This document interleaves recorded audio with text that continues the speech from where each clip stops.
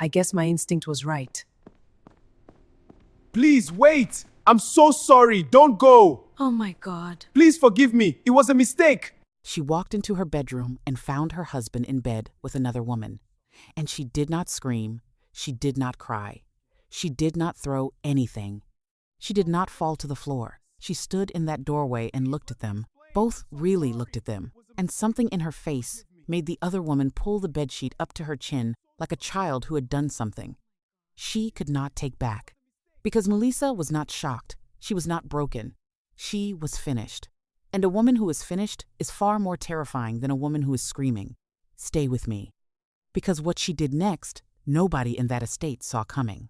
Let me take you back to where it all began. The woman who held everything together. The estate wakes up slowly on a Tuesday morning. First, the birds. Then the generators cutting off one by one as the power company surprises everyone and holds the electricity. Then the sound of gates opening, engines starting, children being hurried into school uniforms by mothers who have already been awake for 2 hours. Mulisa has been awake since 5.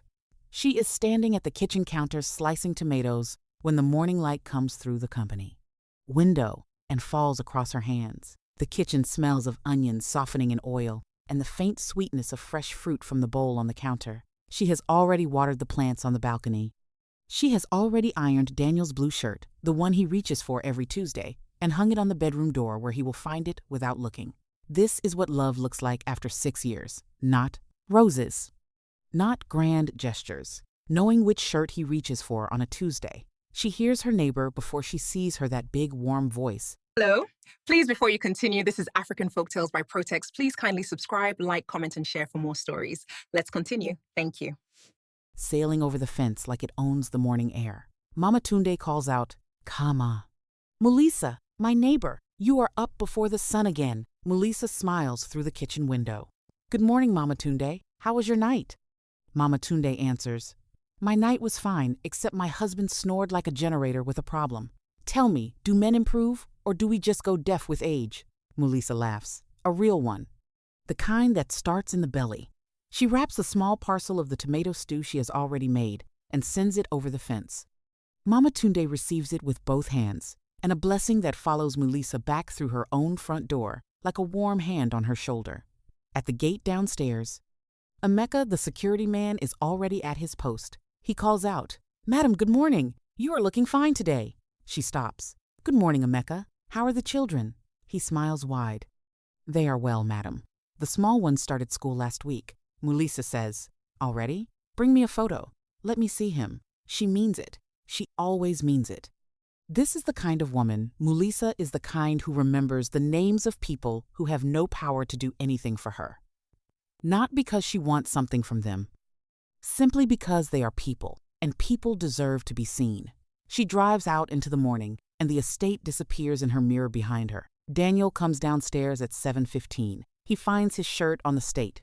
Bedroom door. He finds his breakfast on the table. He finds his wife pouring his tea with the same steady hands that have poured his tea 6,000 mornings before this one. He kisses her cheek. It lands slightly wrong.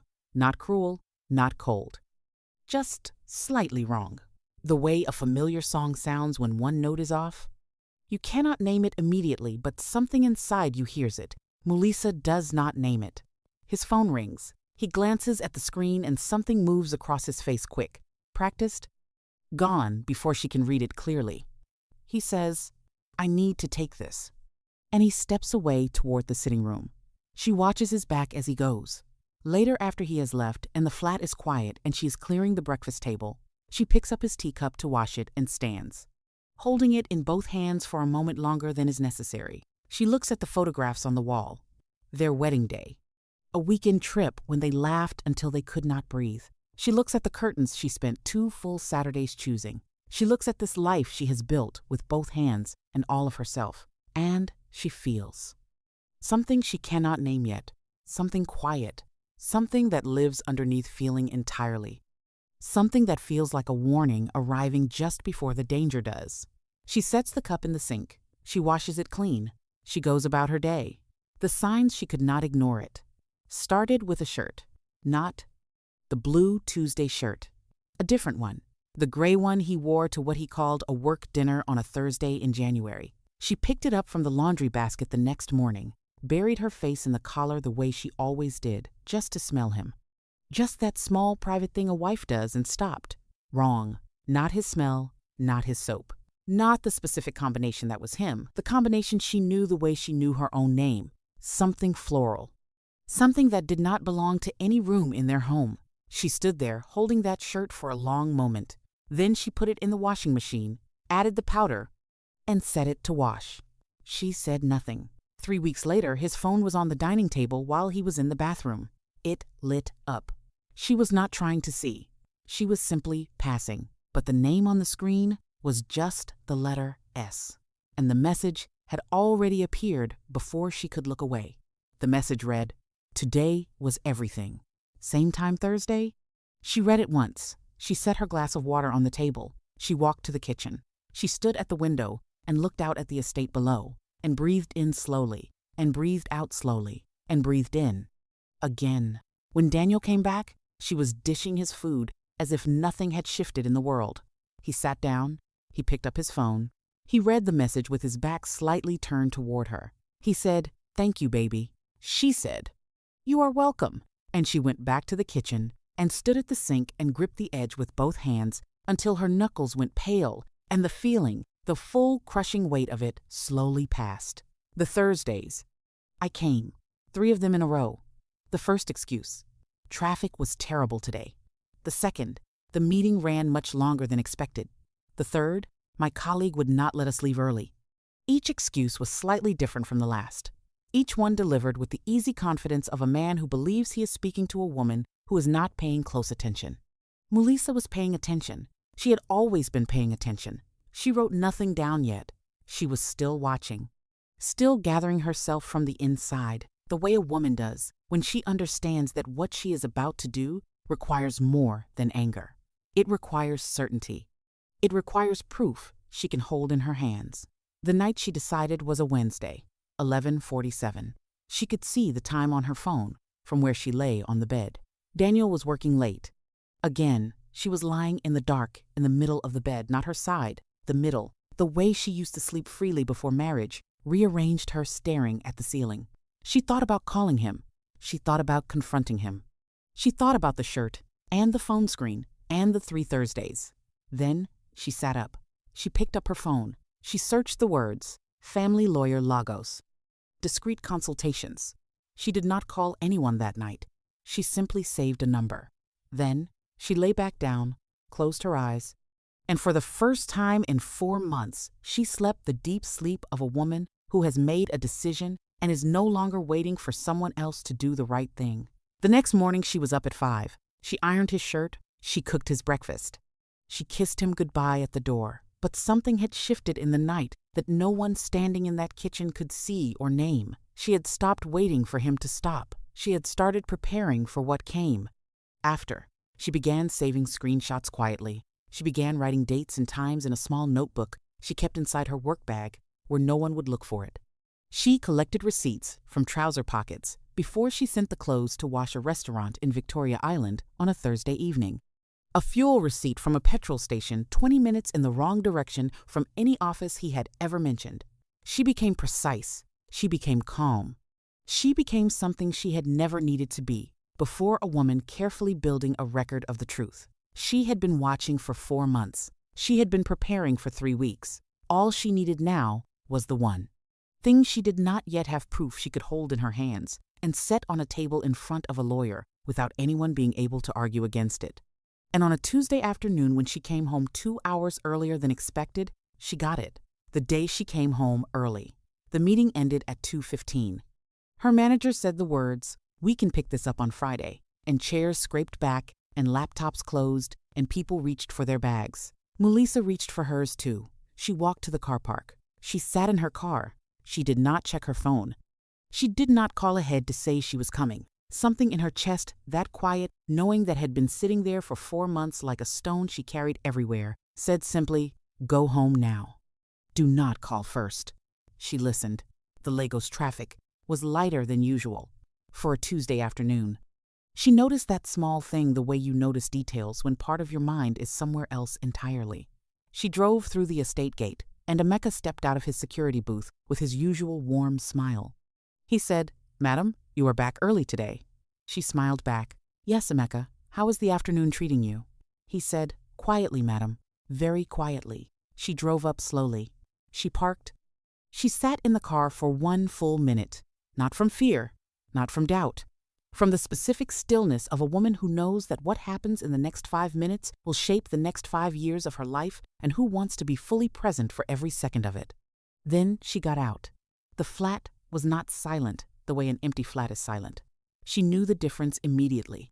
A wife always knows the difference. She set her bag down by the door without a sound. She set her keys on the hook without a sound.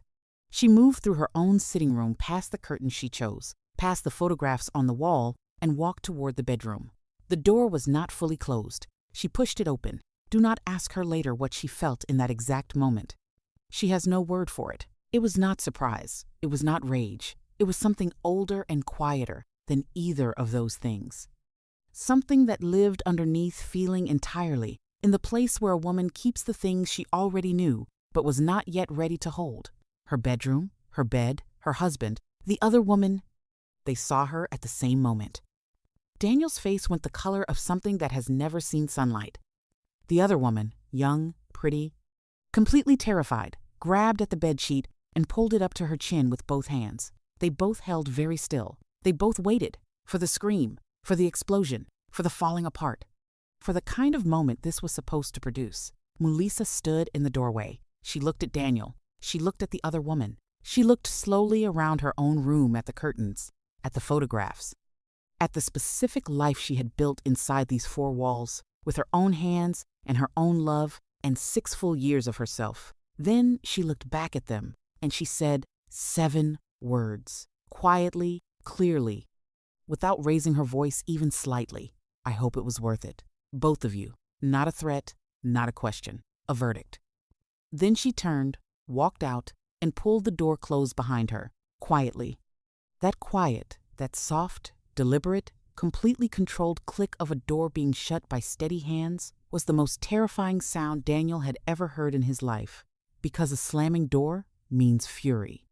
A slamming door means she is still reacting, still inside the feeling, still somewhere you can reach her. A door closed quietly means she is already somewhere you cannot follow. She went to the kitchen. She filled the kettle. She set it to boil. She stood at the window while it heated and watched a small child on a bicycle wobble slowly through the estate below. And she breathed in and she breathed out. And her hands were perfectly, completely, unnervingly steady. She made the tea, strong, exactly the way she liked it.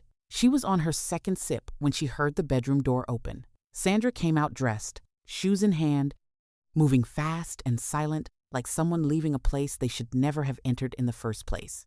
She stopped when she saw Mulisa standing calmly at the kitchen counter with a cup in her hand. She opened her mouth. Mulisa looked at her over the rim of the cup and said, "You can leave now. I have nothing to say to you. He is the one who made a promise to me. Not you." Sandra left without saying one word. The front door closed behind her. Then Daniel appeared in the kitchen doorway, shirt half tucked, eyes doing the desperate work of a man trying to find solid ground beneath feet that have suddenly forgotten what ground feels like. He opened his mouth to speak. Mulisa picked up her phone from the counter. She dialed a blank number. She did not look at him while the phone rang. She looked past him, out the window, at the ordinary Tuesday afternoon, continuing in the estate below, children coming home from school, a neighbor hanging washing. A normal day happening outside this extraordinary moment, someone answered.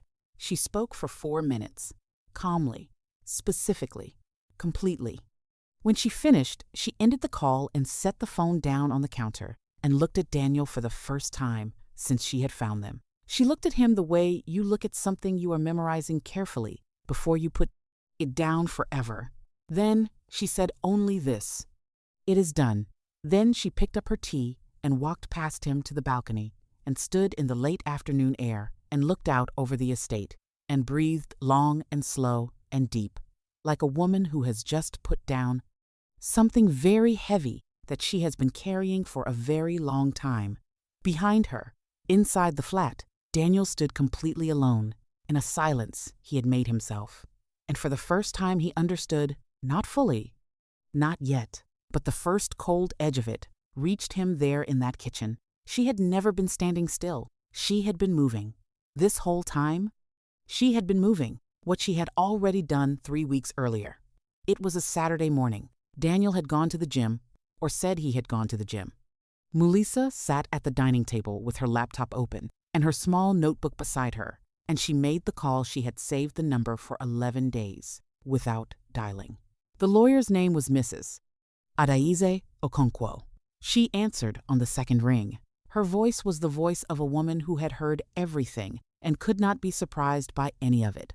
Mulisa spoke for 20 minutes without crying.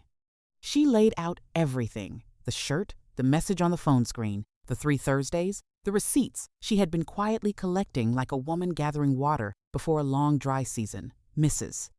Okonkwo listened to all of it. Then she said, "You have been careful. Good. Now let me tell you what we do next."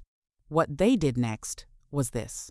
Mulisa moved her personal savings money she had been setting aside for 3 years in an account Daniel knew existed but never paid attention to, quietly into a new account in her name only, not in one large movement that might raise questions.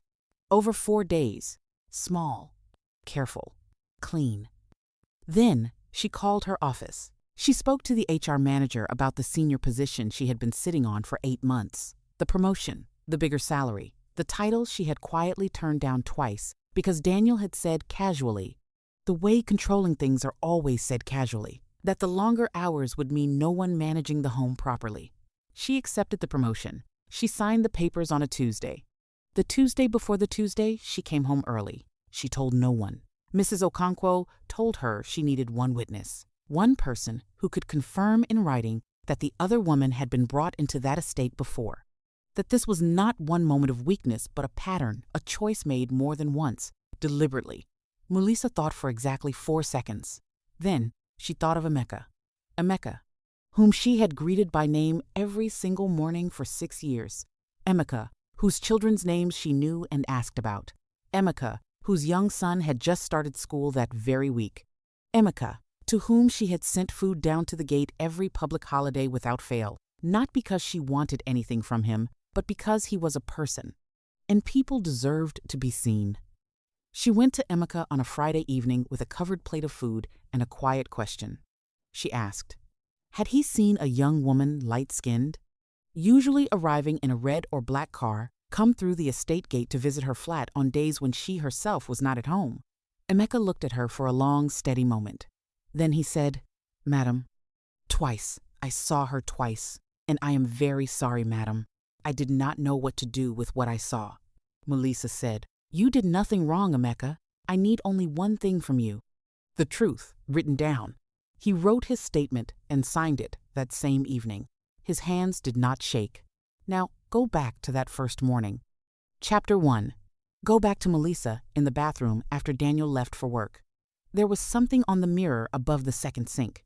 The sink she never used. A faint smear the shape of a small palm pressed flat against the glass. A woman's hand.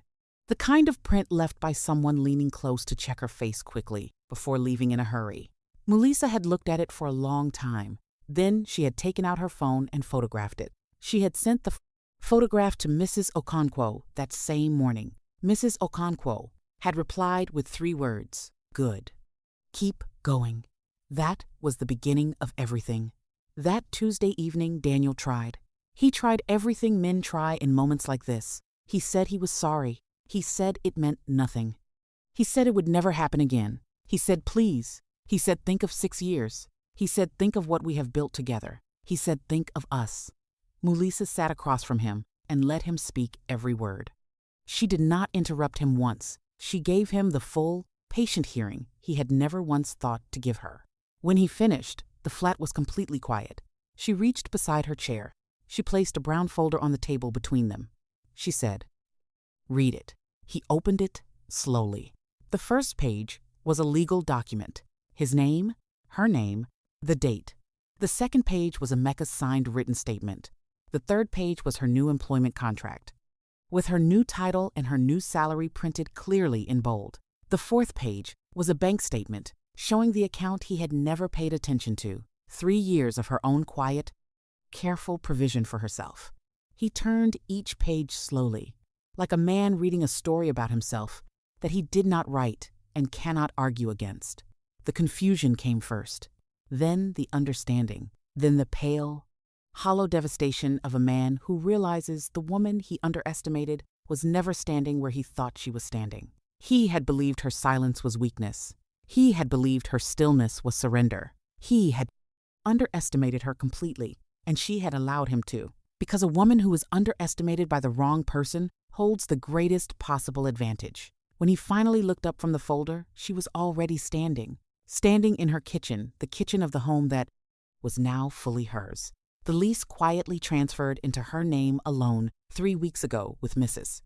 Okonkwo, guiding every step and looking at him with something that was not hatred and not love and not even anger anymore. It was clarity, the pure, clean, unshakable clarity of a woman who knows exactly where she stands. The ground beneath her feet was hers.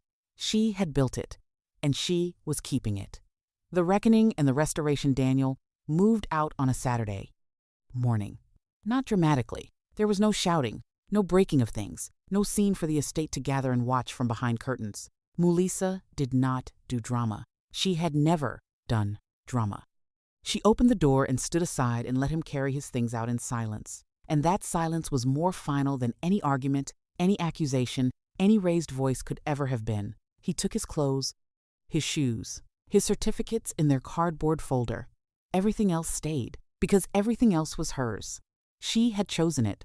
She had paid for half of it. She had carried it home and placed it carefully, and made it beautiful, and it was staying exactly where it was. He called Sandra from the car park. She answered. She had been waiting for this call. She had spent weeks imagining this moment, the moment he was finally free, finally choosing her, finally all hers. What she had not imagined was the smallness of what he arrived with. A bag, a box, a man with charm and no foundation beneath it. Because the life Daniel had, the beautiful, well-kept flat, the always stocked kitchen, the clean shirts appearing on the bedroom door, the warm food always ready, the home that welcomed him back every evening like a deep breath, none of that had been Daniel. All of it, every last piece of it, had been Mulisa. Without her, he was simply a man in a small rented room in Surulere, with a ceiling fan that clicked on every rotation and neighbors who played loud music until midnight. His charm had always needed an audience that believed in him to work. Sandra had believed in the version of Daniel that Mulisa built and maintained and held up quietly for 6 years. She discovered quickly and painfully that without Mulisa, that version did not exist. The estate WhatsApp group found out the way estate WhatsApp groups always find out. Not from Mulisa. She never posted a single word. Not one comment, not one hint, not one carefully worded status update designed to be noticed. She had nothing to announce and nothing to perform. But Mama Tunde had eyes that missed nothing and a voice that could carry news from one end of the estate to the other before the sun moved an inch. She told one person. That person told the group. The group reacted the way it always reacted, with shock, with sympathy, with the deep human hunger for a story more dramatic than their own Tuesday. But what they said about Mulisa surprised even the people saying it. They did not say, poor woman. They said, did you hear how she handled it? They said, she did not scream. She planned. They said, that woman has sense that God does not give to everybody. 6 months later, Mulisa's alarm goes off at 5:15, and she reaches over and silences it without rushing and lies in the middle of her bed, the whole width of it, as much space as she wants, and listens to the estate waking up outside her window. Birds first. Then the sound of gates. Then Mama Tunde's voice carrying over the fence, the way it always has, the way it probably always will. She smiles at the ceiling. She showers without hurrying. She makes her coffee exactly as strong as she has always liked it. Daniel had preferred it weaker, and she had made it weaker without once thinking about it. For 6 years, without once thinking about it. Now she makes it strong. She stands on her balcony in the early morning and drinks it slowly and watches the light change over the rooftops of the estate. She is a senior manager now. The salary is on a payslip she looks at, sometimes not from worry or anxiety, but from the quiet satisfaction of a woman who stopped making herself smaller and discovered, with some surprise, exactly how large she actually was. Her friend Ngozi comes on Friday evenings, not Mama Tunde. Mama Tunde is a neighbor, and neighbors are neighbors. Ngozi is something quieter and more precious. The kind of friend who sits with you without filling every silence, who laughs with her whole face and means every bit of it, who says, "I am proud of you," without turning it into a performance. They cook together on Fridays. They eat too much. They watch whatever they want to watch. They laugh at things that are genuinely, deeply funny. This is joy. Not performed joy, not managed joy. The real kind, the unhurried kind, the kind that belongs entirely and only to you. One evening, Mulisa makes a pot of jollof rice, the proper kind, the kind that takes 3 hours, the kind her mother taught her on a Sunday afternoon years ago. She eats it alone at her dining table with a book open beside her plate and the warm evening air coming through the open window. And she thinks, quietly, without drama, I am happy, not performing happy, not managing happy, simply, quietly, completely happy. She passes Emeka at the gate on a Thursday morning. He steps out of his booth. He greets her properly, with both hands, the way you greet someone you respect. He says, "Madam, you are looking very well." She stops. She looks at him properly. She says, "I am well, Emeka. I really am." She means every single word of it. She drives out into the morning, and Lagos opens up around her, loud and impossible and completely, gloriously alive, and so is she. The women on the estate who once looked at Mulisa's life and called it a perfect marriage understand now that they were admiring the wrong thing entirely. A perfect marriage was never what Mulisa had. What Mulisa had, what she always had, what no one could ever take from her, was a perfect knowledge of her own worth. And that is the thing that cannot be taken. That is the thing that survived everything.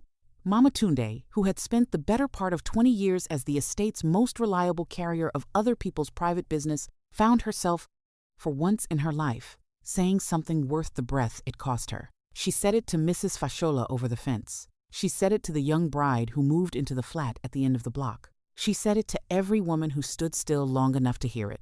She said, that woman did not cry. She planned. There is a lesson in that for every single one of us. Mulisa discovered something in the months after that Tuesday that she could not have discovered any other way. She discovered that the silence everyone had mistaken for weakness was always, from the very beginning, her greatest strength. She discovered that a woman who prepares cannot be destroyed. She can be hurt. She can be betrayed. She can sit alone in the dark at nearly midnight and feel the full, crushing, breathtaking weight of a love that was not returned the way she gave it. She can feel all of that, but she cannot be destroyed. Because what she builds with her own hands, she can rebuild stronger. And what she carries in herself, her worth, her clarity, her knowledge of who she is, that was never in anyone else's hands to begin with. She discovered she was never half of something waiting to be completed. She was always whole. She had simply been living in a space too small for the full size of who she actually was. She did not scream because she was not broken. She was not broken because she had already decided the day they chose to betray her was the day she chose herself. And on quiet evenings, when the estate settles and the lights come on one by one, and the smell of her own cooking fills her own home, and the silence around her is not empty, but full of peace, full of herself, full of everything she almost gave away. Mulisa smiles, the smile of a woman who learned the most important lesson a woman can learn, that she was always enough, with or without anyone standing beside her to confirm it.